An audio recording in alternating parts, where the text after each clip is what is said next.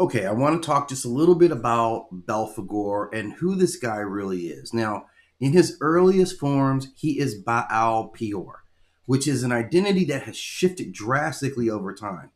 In that earlier context, Baal-Peor is a regional Baal worship specifically by the Moabites. This is during the late Bronze Age and the early Iron Age, talking 13th to 12th century BCE.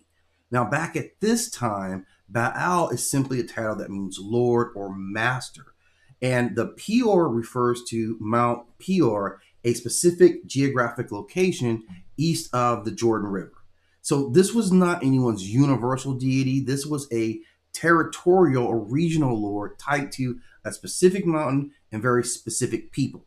Those people, of course, would be the Moabite religion. That is where he comes from. Now, the Moabites themselves, this is an agrarian society. Their survival depends upon seasonal cycles. So, rain, crops, herd, in all contexts, a fertility deity is not abstract spiritual concepts for them. They are directly tied to food security and the stability of the community. So, psychologically, these people were not chasing decadence, they were trying to maintain agricultural continuity. So, worship of Baal Peor was tied to survival, not to excess.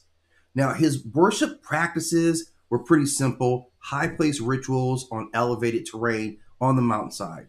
They had stone altars, they did animal sacrifice, incense offering, and seasonal ceremonies that were connected to fertility and rainfall.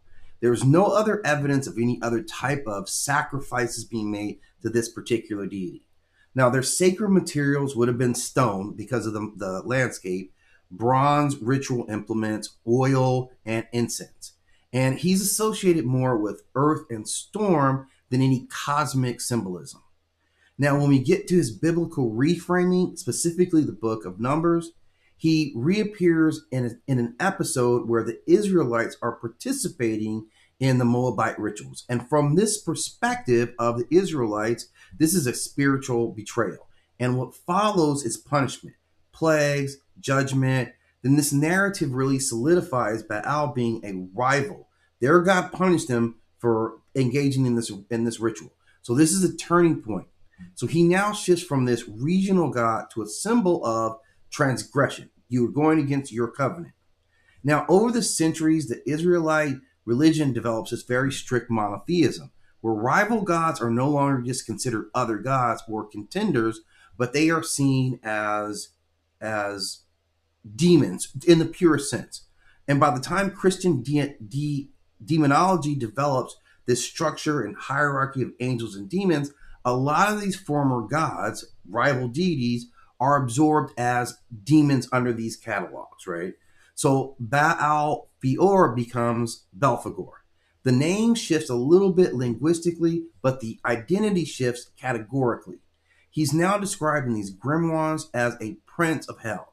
And this is where a lot of the structure of hell really comes from, is this early categorization.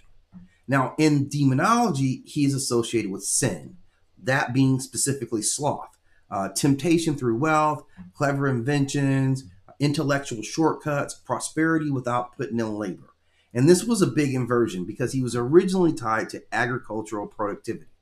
Later on, he becomes associated with stagnation and spiritual laziness. So the focus moves from land and fertility to moral inertia.